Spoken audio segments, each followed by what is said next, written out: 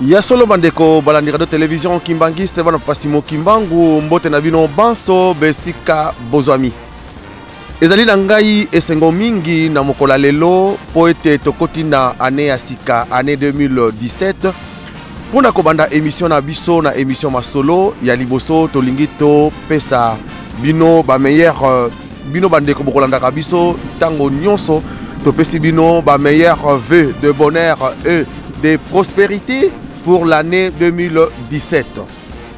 Que l'Éternel, Dieu Tout-Puissant, protège votre famille et vous donne bonne santé et longue vie. Il y a solo bana pasimo Kimbangu ngande kona bino papa Lambert makomi mope équipe nyonso la kati na émission masolo. Pe bande kona nyonso na kati na Ratelki Kobanda na yemoko DG Nabiso papa Christian Konzo pe comité de gestion mobimba oyo ezali evandi kuna na mboka Kinshasa pe bandeko nyonso oyo bozali na kati na Ratelki biso nyonso to souhaiter bino ba meilleur vœux année malamu ya solo ndenge papa Simon Kimbangu kiangani auti koloba yango ke année 2016 toleki yango na pasi kasi année 2017 malamu ekota biso na mapamboli bolingo tozala bomoko po ete tokoka kosala mosala na ye ndenga azali kotinda biso ya solo ngai ndeko na bino papa Lambert makomi mona kosepelaka mingi depuis na ya na mikili mia poto ça fait 32 ans yangoyo année nanga ona kosepelaka na lingomba ezali année 2015 oyo tomonaki bolingo surtout biso na mboka Paris na France bolingo to laksaki et pas ya papa surtout na marche le 25 mai le 6 avril 2015 bolingo wana oyo to lakisaki yango wana tozo kosenga soki tozongisi yango na année 2017 et kozala sengo mingi et pas papa Simon Kimbangu kiangani nde bana papa Simon Kimbangu ya liboso to pesi bino merci na mokola lelo pona kolanda émission na bino émission masolo masolo na sona mokola lelo tokolobela bele likambo na misala na nkamba ndenge touti koyoka na kati na lukutakano ndenge uti kosalama ezali ba lokola Deutéronome na biso mibeko ya mbala mibale oyo tata Nzambe apesaki na bana na Israël oyo tokobengaka Deutéronome biso pe tomonaki na 61 bapapa bango misatu bapesaki biso mibeko na 2016 papa Simon Kimbangu kiangani ye aye kopesa biso susu mibeko po ete tokoka kotambola tokota nango na kati na 2017 na mibeko oyo apesi biso tobengaki lukutakano na mokola lelo mpo na misala ya nkamba na kozwa article moko na kati na lukutakano oyo nazali kosepela nango mingi nyonso bapesi biso ezali kitoko mingi kasi mpo na ngai na mokola lelo na kolobela mobeko oyo article 30 oyo balobi na biso tous les kimbangistes doivent être unis derrière son éminence papa Simon Kimbangu kiangani qui est notre Dieu na kolimbola balobi kimbangiste nyonso il faut tozala bomoko kimbangiste nyonso il faut tozala bomoko sima ya papa Simon Kimbangu kiangani article wana naza kosepela nango mingi bakimbangiste tozala bomoko sima ya papa Simon Kimbangu kiangani yango wana na mokola lelo biso bandeko na bino kobanda ngande ko papa Lambert makwemimo papa Edi Zolandonga pe tomoni na tona ndeko na papa Manzambi oyo ye auti na mboka na Belgique Anvers azana biso pe elongo pote to sala mosala oyo mama Fifi Ndongala papa Tony Diangenda papa JP Biboko papa Amalfi Ndongala papa Patrick Mongo papa Paul Malonga prof biso nyonso toye na kati na mboka Portugal po ete tolobela bino makambo nini oyo tokangi na mokola lelo nde na likambo wana tokokende na ndeko na papa pasteur oyo ayambi biso na mokola lelo awa na mboka Lisbonne nde tokoya papa révérend ye oyo tokosolane masolo ya mokola lelo papa révérend mbote na yo papa révérend mbote papa journaliste ou bien nakoki koloba papa révérend bon dia. Bonne tarde. Merci papa révérend. Nakanisa to comme après-midi donc bon tarde. Merci papa révérend et à so les ali monoko et biso to ko tozali ko pata po to ko koyekola nango mais tokosala na yo émission na biso na ebité na monoko ya biso soko kozala nango genete papa révérend na yebi soki moi lingala parce que na ebité bon toloba biso lingala na lingala po tokena so moi muke soki po lingi portugais tokei kaka bon likambo te papa révérend tokena ndenge na lingala papa révérend ya liboso topesi yo merci mingi bomoni biso équipe ya émission masolo bandeko na bana na yo na kati na ratelki toye na esika oyo po ete tokwa kosolola masolo na botongi nkamba ndenge lukutakano euti koloba na biso ke biso bakimbangiste nyonso tozala bomoko tozala sima papa Simon Kimbangu kiangani to soutenir ba action na ye oyo ya ali kotinda biso nde biso to sala yango biso bandeko na bino pe bana na yo to ye na kati na mboka oyo po ete to ko kozwa yo moke to déranger yo po to sala mo mituna oyo to bongisi papa révérend ekozala nanu mo mike omi bimisa soki yo zali nani sima nango to bandi émission na biso. Bon, merci mingi papa journaliste. Kombo na ngai nabenga ma papa Nzao papa Paul Nzao Ned. Nazali révérend pasteur responsable de la paroisse ya Lisbonne.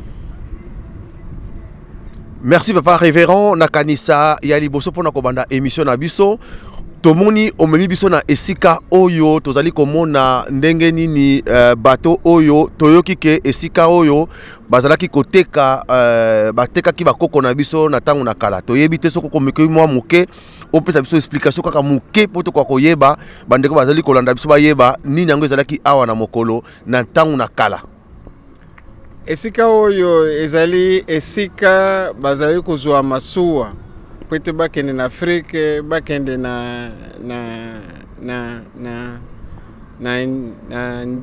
India pe bakende na Amerique latine esika oyo ba place oyo bakende komona Afrique pe na Amerique latine place bazo zulaka masuwa place oyo donc esika nde bato yo batu na kala po bakende na Afrique po bakende kotala Afrique bazolaki masuwa na bango awa po bakende komona Afrique donc awa nde bazo zulaka masuwa bomoni ba image wana ba missionnaire bazali bo bazana kuluzu ba commerçant bazali donc bazo zulaka masuwa awa donc oyo bakende ki komona Afrique ou bien na India même na Brésil ndenge bazali ko kende komona bamboka mususu.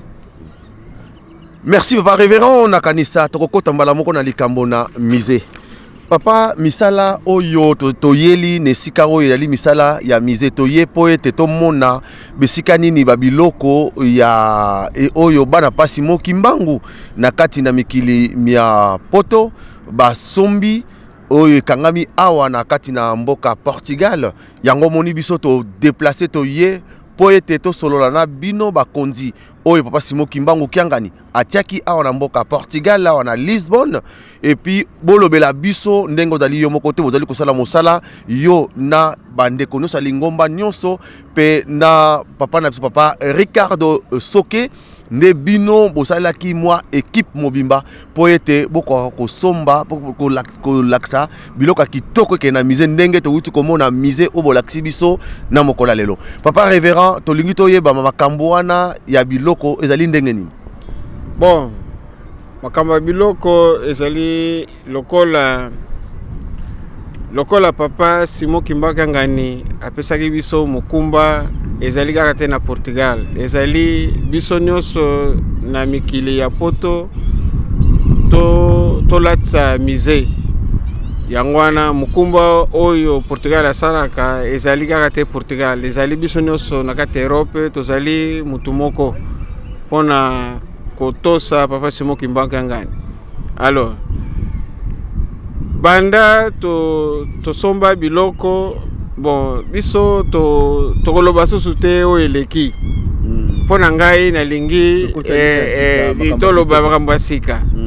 Bon, biso moko toyembaka nzembo. Na nzembo tozali koloba ke biso mei tokotonga o lingomba ya Papa Simon na bamvoila elonga elaka elongana.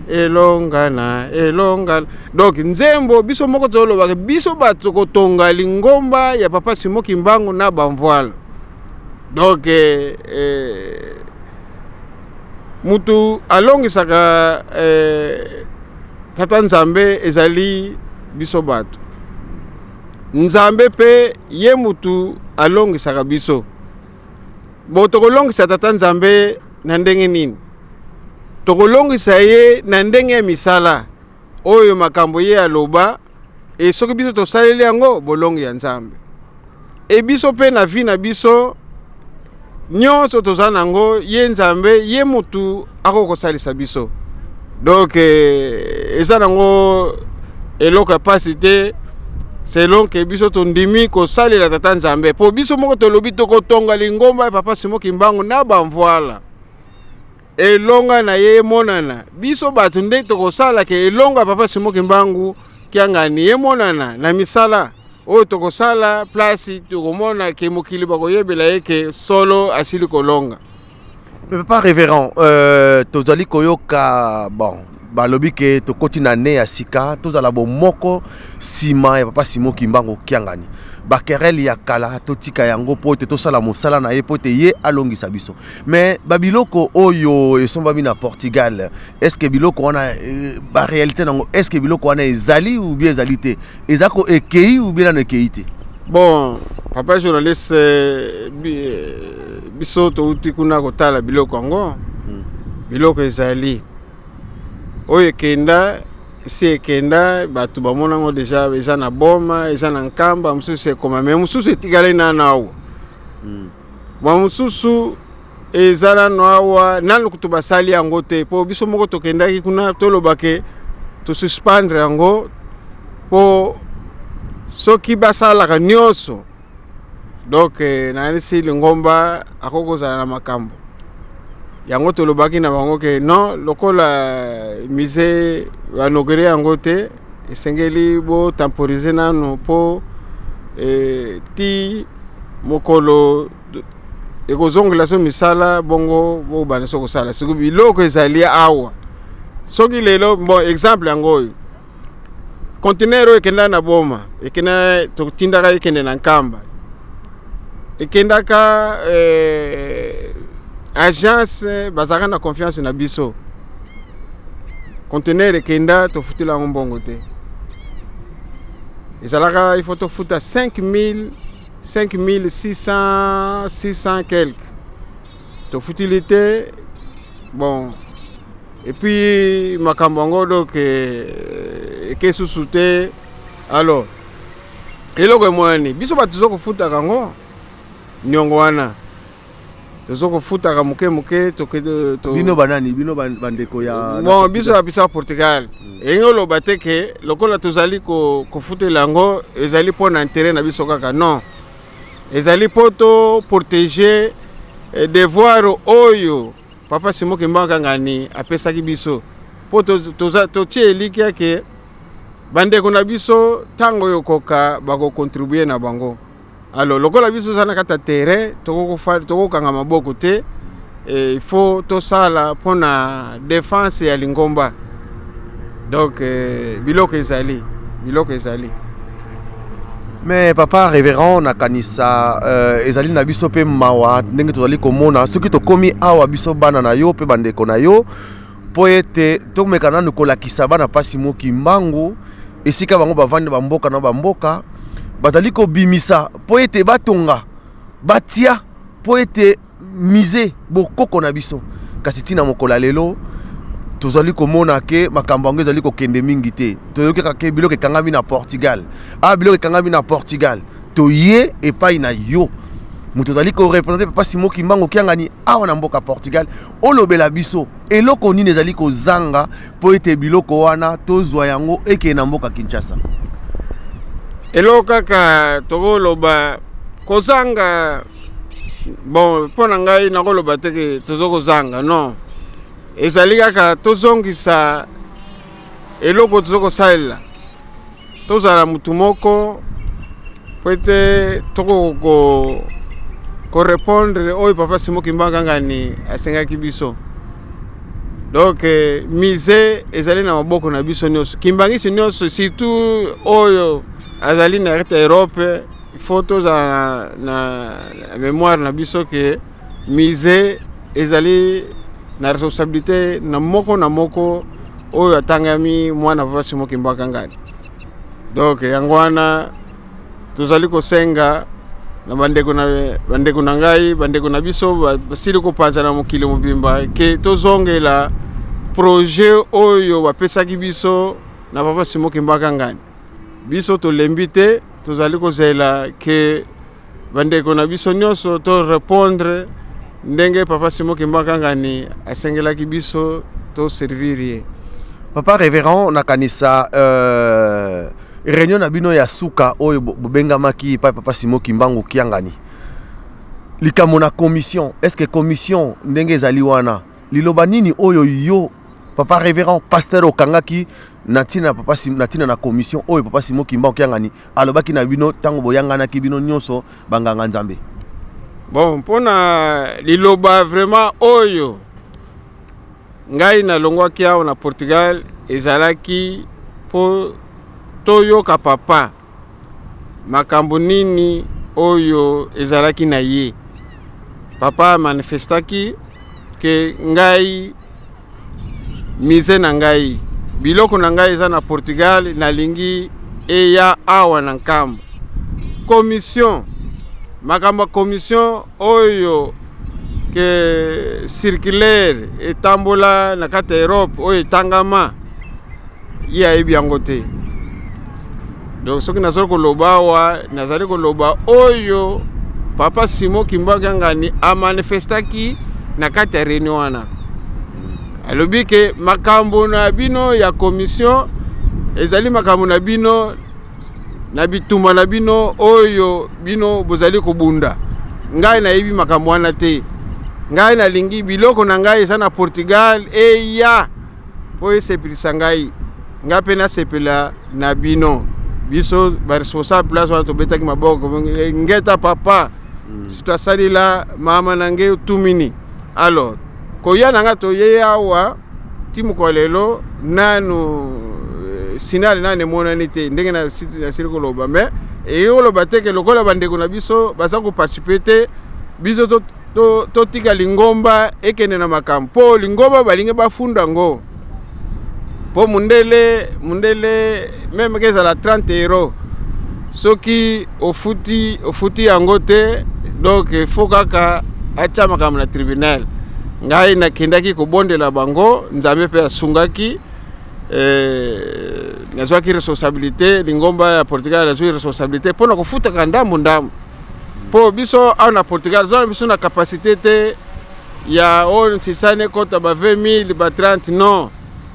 Donc ngai lobaki na bango ke na mwa momke oto bana kozwa tobeya ko pesa mende po bino bomema lingomba na tribunal soke salami ezali bolamu pona biso te ezali donc libabe. Alors soki ezali po mema te lingomba na tribunal esengeli malamu biso tokangama malamu bokanga biso me lingomba te pe soki lingomba ekoti na tribunal pona biso eza nango malamu te eza mapamboli te yango wana pe tozali komeka kende kofutaka muke tozwi 1,000 euros tokoko pesa 2,000 tokoko pesa yango wana anatanda tozokozela Europe mobimba tozwa makasi pete tosala likambo oyo papa Simon Kimbangu atindi biso yango wana bazokomema makanisi ya mindele bakende kofunda lingomba.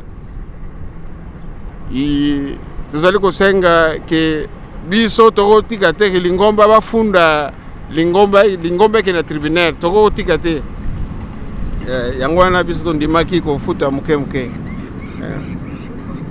Mais papa révérend lelo siko ezali mwa pasi na motema likambo nini papa ozali ko représenter papa Simon Kimbangu kiangani awa na mboka Portugal eloko nini okoki koteya bana papa Simon Kimbangu kati na Europe mobimba Amerique Asie pona likambo ya musée nini okoki koloba na bango po ete nayebi te oyo kaka yo okoki koloba pona bana papa Simon Kimbangu balamuka na 2017 pamba te totikali na biso tokoti na janvier papa Simon Kimbangu alobaki na le 31 décembre tokende kopesa ye clé que musée nyonso esili lelo totala ba jour nyonso oyo ese longwe déjà to longole déjà soki 11 jours yango to longole na mois de janvier totikali na combien nini oyo koloba na bana papa Simon Kimbangu batali kolanda na mokola lelo bon litei oyo ngai nakoki kobakisa na maloba papa Simon Kimbangu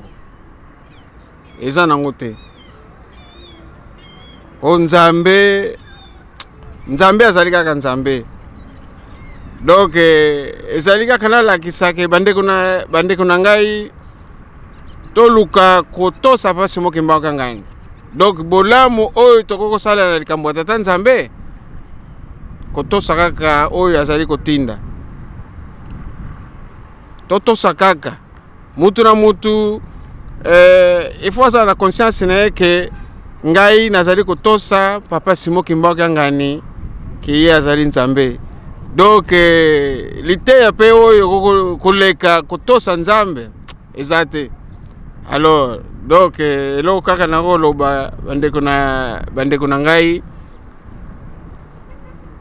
tozongela oyo tozali kosala mutu mundimi nyonso papa Simon Kimbangu il faut ayeba ke aza na responsabilité munene po elonga ya tata nzambe mona na mokili mobimba surtout biso batu mwindu papa Simon Kimbangu aloba ke asili kolonga me nani akolongisa ye nani akolongisa nzambe soki biso te soki to biso tosaleli ye te soki biso totosi ye te donc faut kaka totosa po bolongi ya tata nzambe emonana yango kaka nakoloba bandeko na ngai surtout na Europe toza na makambo nyonso oyo etali musée nakoloba te ke vala musée donc mende Europe azali vraiment mutu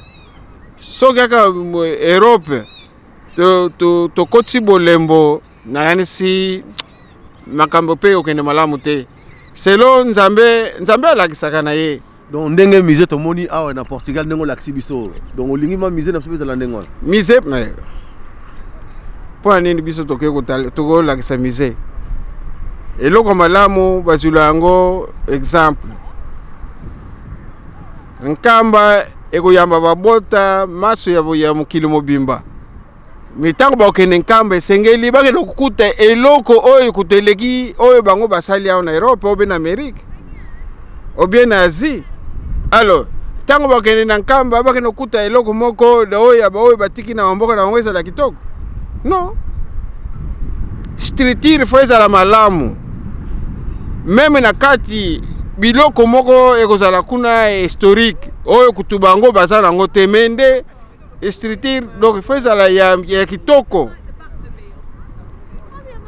donc lumière fait kota na kati ya ndako ndenge balobaka lisese moko balobaka tika mwinde pela po tokanisaka malamu kuboma mwinde te tika mwinde epelaka butu na moi po tokanisa malamu donc eloko tokosala na nkamba fo ezala ya malamu ya lumière fo ekotaka eza teke lumière donc eloko moko bamindele bakoba kuna balobi ke na kati biloko moko historique ezali mende na kati na libanda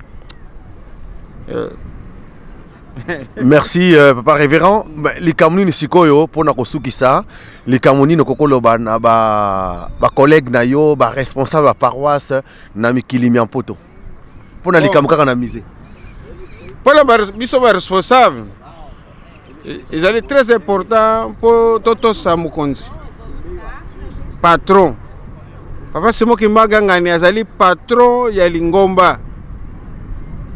Lingomba ezali ya ye. Lokola tindi makamno sa tindaka. D'abord, na biso ba chef wa paroisse. Toko kotalaka te makambo ya Lingomba oyo Papa Simon Kimbangu kianga na tindi lokola ndenge totalaka makambo ya paroisse. Eza différent. Po oyo Papa Simon Kimbangu ka tindaka ezali image ya Lingomba donc mukili mobimba. Eza différent. Papa Simon Kimbangu ngani atindi likambo ngai nakende ko considérer ngo ndenge nazoko sambisa ka mundimi. Non. Eza différent. Po soke ya choué. Soko so choué se likambo Papa Simon Kimbangu ngani azali kotinda. Donc Lingomba image donc est responsable faut totalaka image ya Lingomba. Ebe batena mukili mobimba.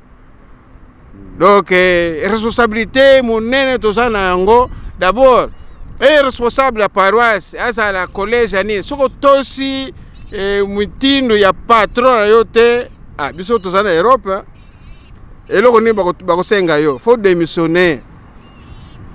Premier ministre atindi yo likambo yo ministre oboyi.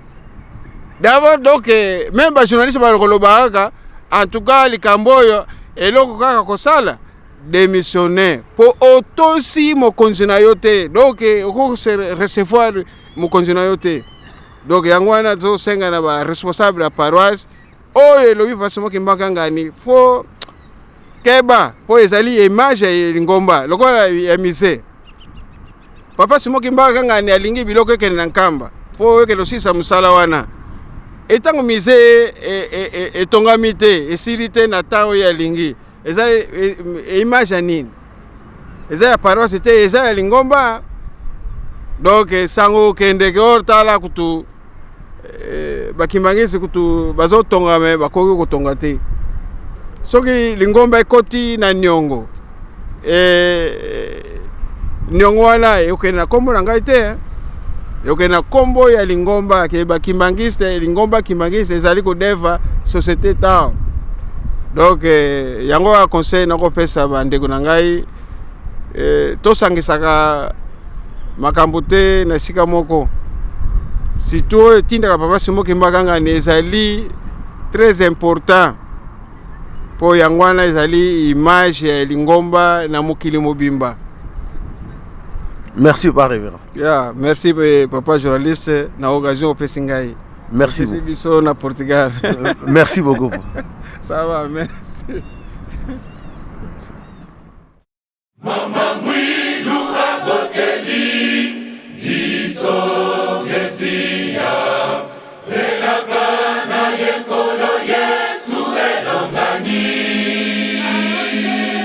na libota ya bayindo na mboka kama aye ikosangisa mabota maso na libota ya bayindo na mboka kama aye ikosangisa mabota maso mama mwilu aboteli biso mesia elakana yekolo Yesu elongani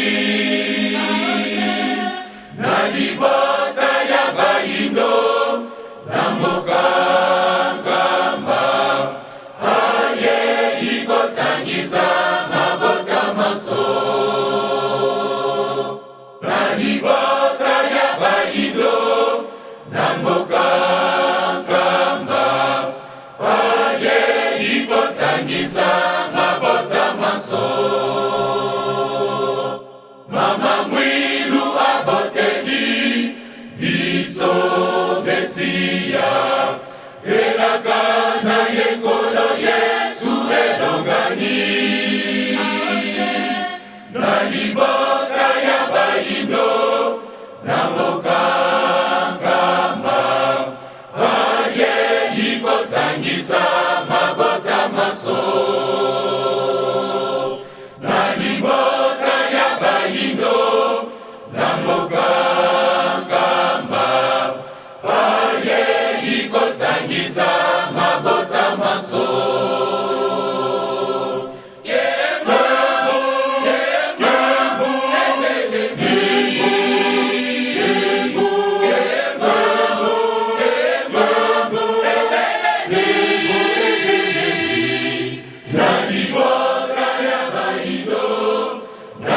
ekeke oyamine elakana yala kaka yango elongani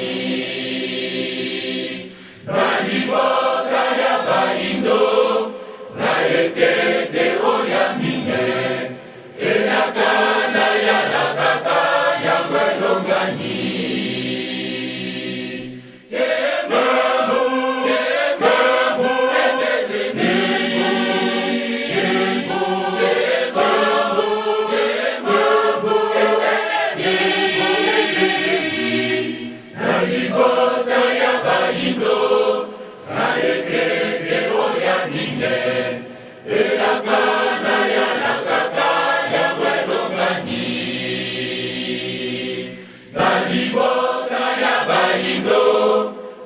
ekeke oyamine elakana yala kaka yango elongani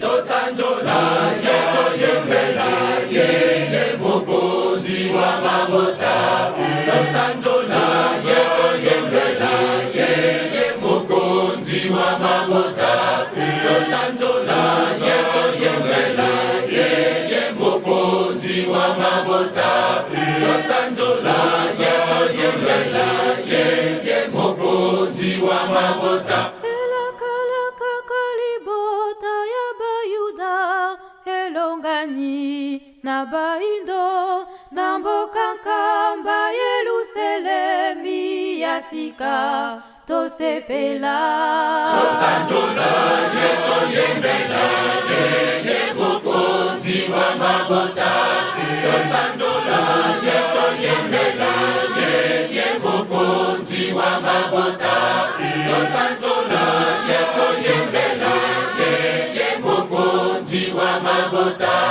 tosanjola yeto yembela yeye mokonzi wa mabota elakalaka kalibota ya bayuda elongani na baindo na mboka nkamba yelusalemi ya sika tosepela tosanjola yeto yembela yeye mokonzi wa mabota tosanjola yeto yembela yeye mokonzi wa mabota tosanjola yeto yembela yeye mokonzi wa mabota tosanjola yeto yembela yeye mokonzi wa mabota ilobana yonkolo eningisi mokili oyo moningani mabotana na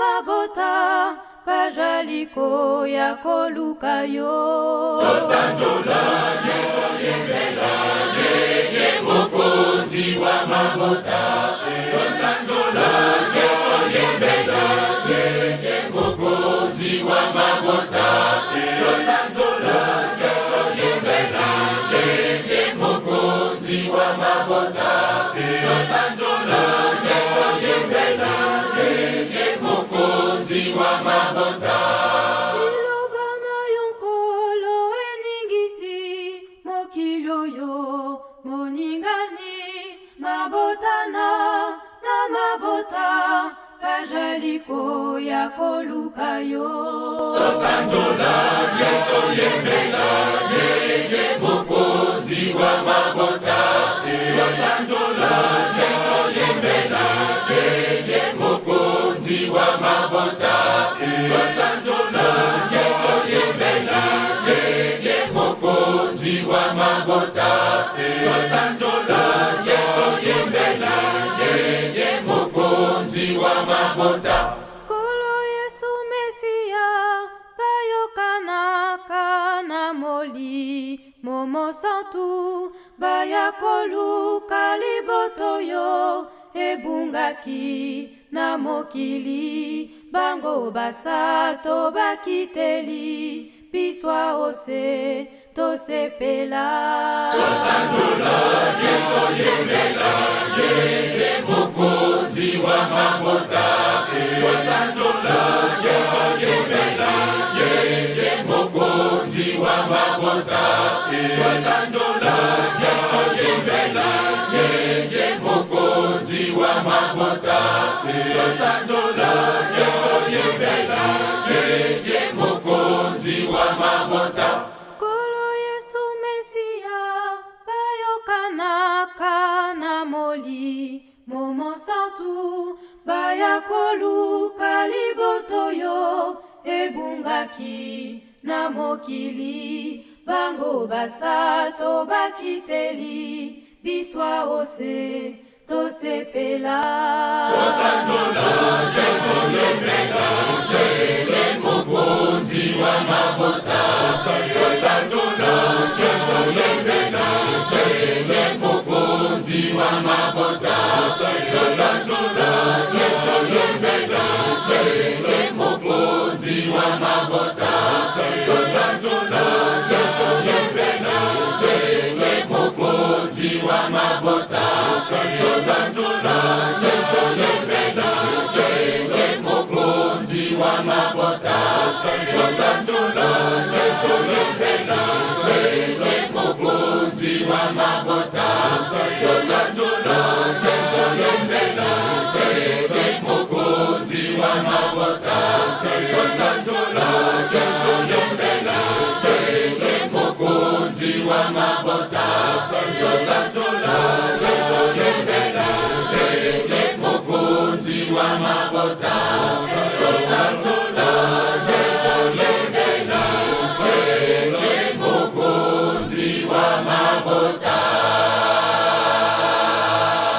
tunakaka otuna ye est-ce que babiloko na biso oyo alakisa biso biloko na biso ya église kimbangista Quer só que nos mostra a nossa esposa quimbangista para que nós, quando vamos lá, podemos vir com alguma coisa para acabar com a obra. Primeira parte da obra e a segunda obra para adentrar.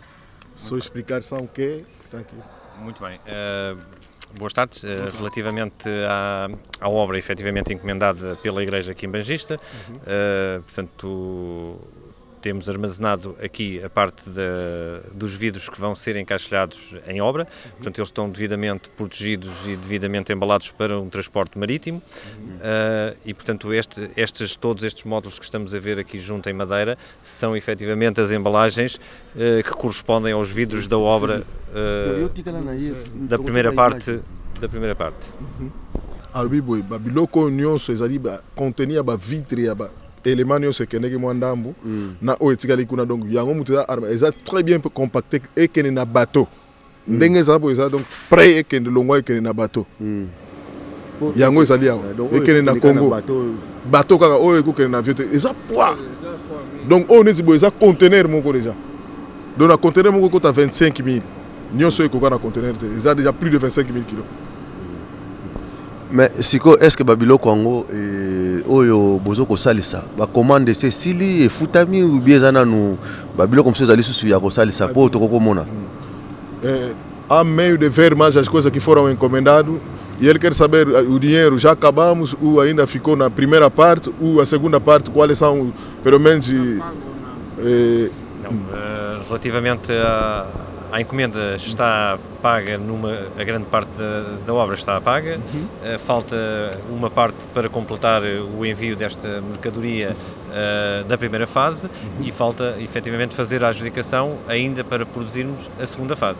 Donc, a première phase, hoje já presque total payé, nandambo etigali ambongo, todo 16 000 euros a première partie, mais etzangi susu une deuxième partie ndenge passer à baki to banaki ko sala to man to tikana no calme ti to ko ya ko pesa production ya oye kei po awa bako to ko kota na kati to ko tana espace ezate po ba libérer biso biloko donc oya reste ya deuxième partie ya ngonde bako ko sala soki oye longo awa to ke chakuna to uti na magasin wana ekende yango siko eloko ni ezozanga pona biloko susuko yo finalité nango nyonso ezozanga ni o que está faltar por exemplo dinheiro assim para a finalidade disso.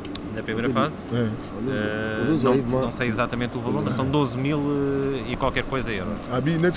Na primeira fase, 12 000 e com o pensa, mas vamos liberar oio, pouco liberar oio. 12 000. 12 000 euros, pouco bimisa oio que ndekuna, mas totalité por isso que contém ba contener te. Bango kaka ba bimisa awa.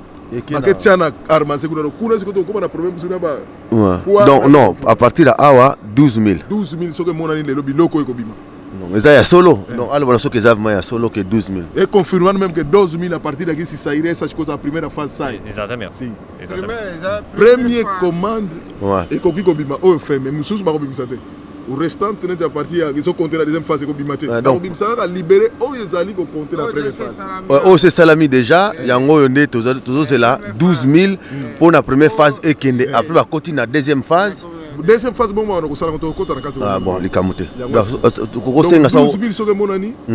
Oyo et que bima déjà to kena ngokuna e ko kene déjà na Congo. Ah. Bon, sikoyo koko senga ete am mapso pa usine ba pa sala biloko ngo yali potokota. Agora ele quer ver aonde que está a ser feita essas coisas para saber, porque já notou 12 000 como entrou aqui, a resposta vai vir, ele sabe que 12 000 já é libertar a primeira fase. Relativamente. Pode. Eles só querem ver a moça como que se monta, depois iremos ver a janela. A dita eu estava dando a frase, mas eu vou para uma casa já virou. Vamos só aqui à parte da produção.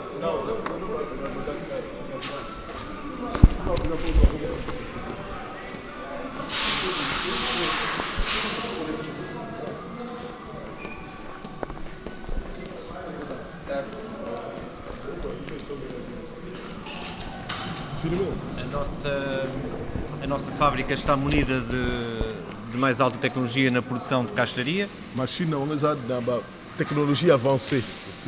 Sala biloko. Temos aqui a primeira secção onde fazemos a recepção dos materiais do fabricante. Mas a recepção e a fabrica dessa tinta com material, depois vamos desmontar, vamos começar com pièces e a oba zuba mesir. Donc biloko na sala mela awa. Biloko ya papa Simo Kimbang. Kianga. Salama na fabrique yo zomona. Soko tali ko mona biloko a faire on a nous ba déjà awa ba kati ba tikina no pona biso que to calmer na no ndega busuka. Ni yango alo. Bon. Depois temos a zona de preparação e a parte técnica. Tem a parte técnica da água. Parte técnica. Água. Depois, na primeira fase, a parte técnica envia medidas para esta zona, onde efetivamente é feita o corte e toda a mecanização da caixaria. Donc, on a vu que ce plan là, on va jouer mesure na partie technique. Ba pesi na bateau ba kata ka po ba zo mesure ndenge ba zo ki biso ya mise. Ah ba kata la ki ngo soko tali boko visionnaire ngo boko mona ah ba kata la ba technicien ba zali a propre. Donc ndenge bozo ko sala na plan o euti Kinshasa et pas ya architecte papa Meda. Donc bozo zo plan na ye yango boza nango. Plan wana e yaki toza nango yango to zu copie bango ba étudier na soko zui ba étudier la maison technique ba zui yango ba tali ba calculer climat na nini ndenge ni to vanga bongo ba ko katsa ba dans ma mesure fait ndenge alo koko tuna tamso likamso koko tuna susu likamoko tuna bega o bino ko linga ya mosi bon desta parte vamos passar para a parte onde é então transformado os perfis já em produto final. Ndenge to mona ki ba fenêtre sili déjà. Ah wana no bandela aqui comme squelette, si ko to ko kene place déjà est sili. Bon, oh ndenge za recommande. Vous êtes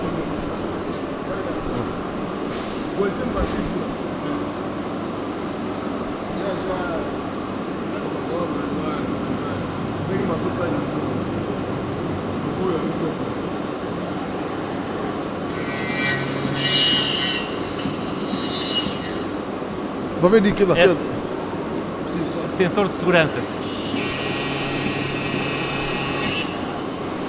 Oya o bimi fenêtre.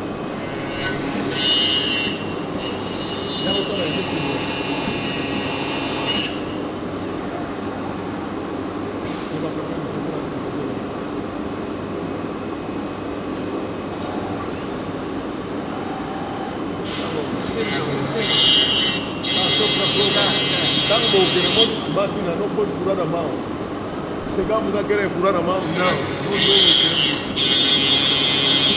Às vezes podemos levar uma pessoa daqui, se tiver disponibilidade. Se eu caso eu expliquei, eu estou pensando na Lingala Malamu. Eu irei diretamente fazer a tradução. Após todo o trabalho de mecanização e por aquele processo robotizado, passa para uma fase efetivamente que tem que ser manual, que não há outra forma de o fazer. A pré-globalização, vamos chegar na parte manual.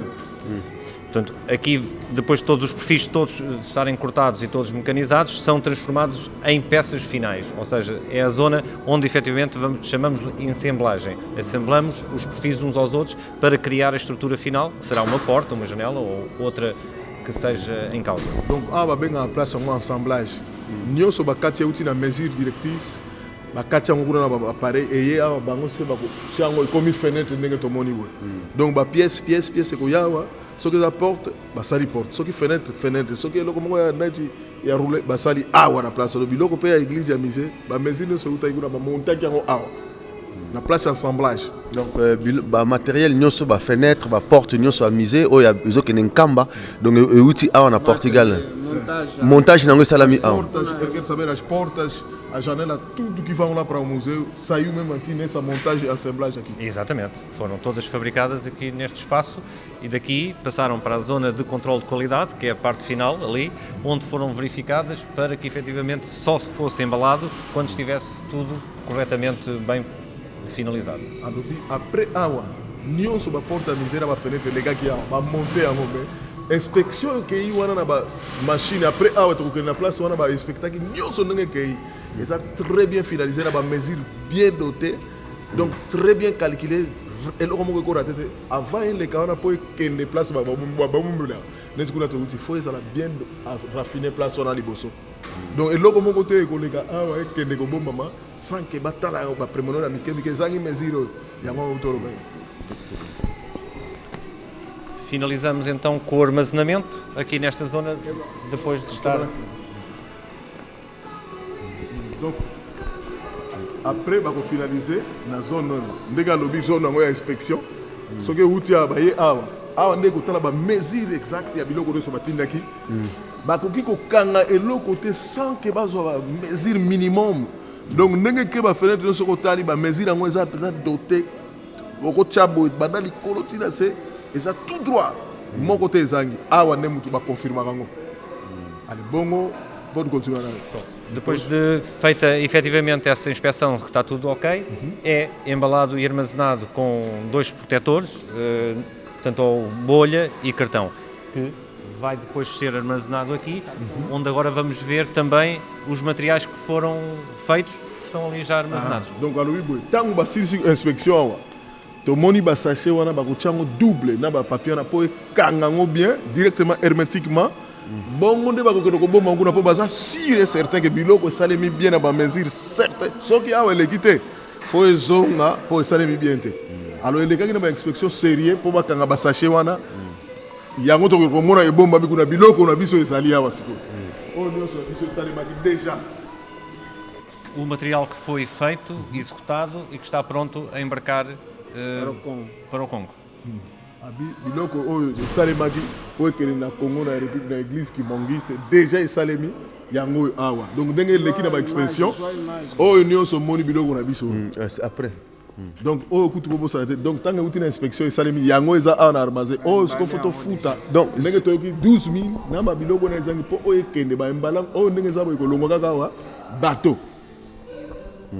Donc tokokolo bake ba ndenge bandeko na biso bana papa Simon Kimbangu o expliquer ndenge basali musala na bango donc biloko oyo bango basali oyo baza ko mona butu pe moi pasi yango nde biloko oyo kokena na Kinshasa na RDC na Nkamba Jérusalem donc pas tata moko na biso donc ko on a évité donc ba de biloko ngo nyonso donc yango oyo nyonso tozo mona ngo bandeko na ngai biso na Europe musala to sali pour répondre à l'appel à Papa Tina décembre.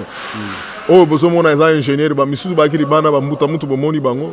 Yango biloko déjà salemi ezoluka mbongo sikoto sala makasi que to sepelisa papa amona ba biloko eza déjà emballé. Soki to futi yango ekobima bino pe ko mona to ko filmer yango susu mpo ete bomona ke bimi awa ekei na bateau, alors na bateau ekei.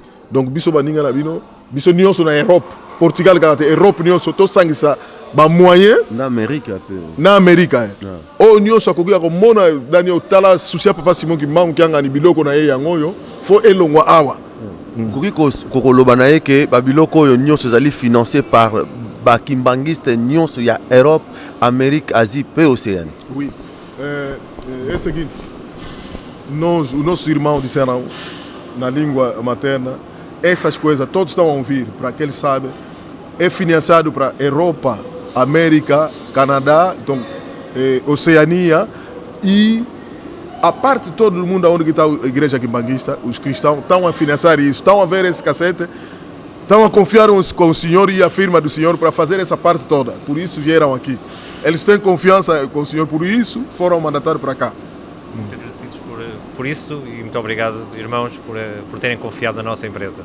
Merci pour na biso nyonso bandeko kimbangise bandeko kuta lobi na pobo pesi biso musala oyo basana esengo kusala yango na confiance bakopia biso musala ya kitoko oyo tokozala yango ke très bien mutu nyonso ayoko ape portugais na banzi alandi ye moko. Donc papa Simon Kimbango kiangani pe mokonzi ya bule a PCP merci na mosala kitoko bazali kosala pona lokumu na ye pas sili bango merci na mosala bazosala ngo na motema moko. O nosso chefe espiritual que papa Simon Kimbango kiangani Espírito Santo, ele também da parte dele agradece muito naquilo que vocês estão a fazer pelas obras e o trabalho que ele está mandatado para o povo do mundo inteiro, não somente Kimbanguista, neste museu. É um agradecimento grande da parte dele e os cristãos. É isso que o papá jornalista diz. Muito obrigado. Bon, ndenge basali misala oyo ya musée ya église Kimbangisa. Ezali ba musée ya liboso bango ba réaliser ba biloko ya liboso bese basala déjà ba musée mususu. Não, ele quer saber o museu, por exemplo, as casas já construídas grande nessa envergadura do museu, já fizeram alguma coisa ou vão fazer mais? Relativamente a obras em Portugal, sim, já temos várias obras com grande envergadura, como o Hotel Altis de Belém, é um hotel 5 estrelas relativamente recente. Temos o aeroporto de Beja, que fomos nós também que fizemos. Temos a Aldeia dos Capuchos. Temos um conjunto de obras bastante significativas que poderão levar aquele catálogozinho onde estão expostas, não sei se levar, exatamente, onde tem algumas obras. Dali catálogo, tu como na bulo na bango tu basali déjà. Place to uti na Belém kuna. O totali. Ezali mise na bango, yango obra na bango basala. Especificamente, penso que não me recordo assim de nenhum. Mas a empresa tem vários comerciais e cada um conhece as obras que ele está a fazer. A bido firma ngo ezana bango kamobele kuna to uti kuna biso chasse ku to uti déjà kuna. Eza misala bango basala déjà kuna na Belém. Hotel Altis to moni yango déjà donc misala basala ya minene place sur la présidence a pe basala aéroport basala en commande ya France 40% ya production na bango basala misala ya France. Siko bino bo sombela biloko na France. Siko 40%. France y est mogoazé kosombela ngo. Não, ele quer saber 40% da vossa fábrica. Isso para eles ouvir também há irmão que fala em Angola português da igreja. Relativamente ao nosso negócio, neste momento estamos diversificados pelo mundo inteiro. São 12 países onde efetivamente já executámos trabalhos. 12 países da sala. Um dos países onde mais se trabalha hoje em dia, devido às condições financeiras do mundo, houve mercados que se fecharam, como o de Angola, que era um mercado muito bom. Neste momento estamos a evoluir para a Europa, onde a França corresponde a cerca de 40% da nossa produção diária. Portanto, a França neste momento é claramente um dos nossos melhores parceiros para trabalhar e onde temos condições, devido ao nosso ao nosso trabalho de qualidade, faz com que nós consigamos entrar num mercado francês que tem umas exigências bastante grandes a nível de certificações e nós conseguimos ter um produto adaptado também àquelas exigências que aquele país nos coloca. Depois também teremos outras intervenções no Luxemburgo, temos na Suíça, embora não já com tanta dimensão como temos na França. Donc na Angola ils ont produit bango mingi tango ezaki na bien. Mais si vous place maintenant sur la bango, chaque jour 40% de production ya biloko na ngona kaja usine na bango, ezali na France. Marché na bango 40% par jour. Et que na France. Donc il y a production totale ya na bango. Bazangi na Suisse té, na Luxembourg pété. Alors kuna pe bango pe ba produire biloko kuna mais ezleki ya France té. Pour France aza exigeant na biloko bango bas boyebi ka ba français ndenge bazala. Alors mais bango na marché kuna bazana 40% journalier ya production ya kati ya usine na bango awa. Bako sepela mingi pe kosala na biso na Lingomba yango alobi. Donc soki misala baza prêt ndenge ba servir en France. Merci Tamsuli Kambasu kakoko lo bana biso. Talvez tenha algo diferente ou última coisa para nos dizer, informar nosso chefe espiritual, Papa Espírito Santo e os cristãos. Então fazer que Possamos. Mais uma vez agradecemos, portanto,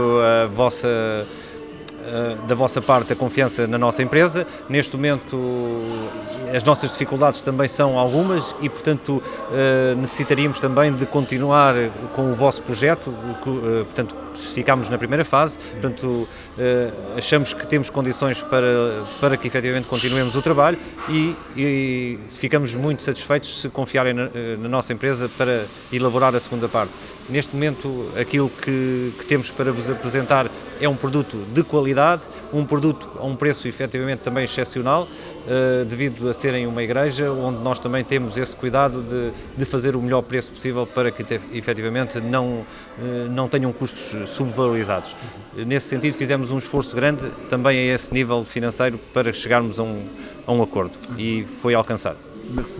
Alobi boy na suka bato ba iba portugais ba Holanda ba ko sepela bana papa Simon Mbangu po alobi boy biso to sepeli mingi ko sana bino na projet to lingi ko assister pe to associer na projet ya église surtout eza église prix pe to chaki ezali primo ko résolve pour un niveau économique ya symbolique ya église pour soko taina biloko ba ngomba sala na ba compagnon mususu eza prix wana te mais ba ko sepela ko continuer ko sala na église biso eza eloko do père nganda na yoki ngwa na yoki déjà moi biloko na mbuta muntu moi écoute ça commentaire ça yo papa journaliste c'est loko ya ko foro bela baninga na biso tito ko za ba France ba mboka mokili mo Europe Amérique Asie tala mundele alobi a participer na biso a diminuer prix pour na biso ezali église na église yo sote mais za église o ya papa Simon Mbangu qui anga ni molimo centre donc asali na tata o biso to landi to ka portugais biso to landa ka portugais te na bandi yango mission ba papa journaliste boyo sala na Portugal pona to sala première phase kende papa c'est pour avant décembre to si sa deuxième phase yepe yango lobi na komba tata mona pe tata molimo centre amen. Amen. Obrigado. Obrigado.